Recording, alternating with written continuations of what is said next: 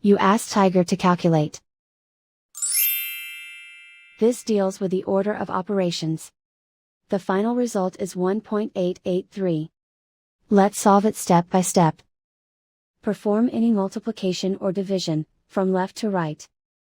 3 over 1 equals 3. 3 over 2 equals 1.5.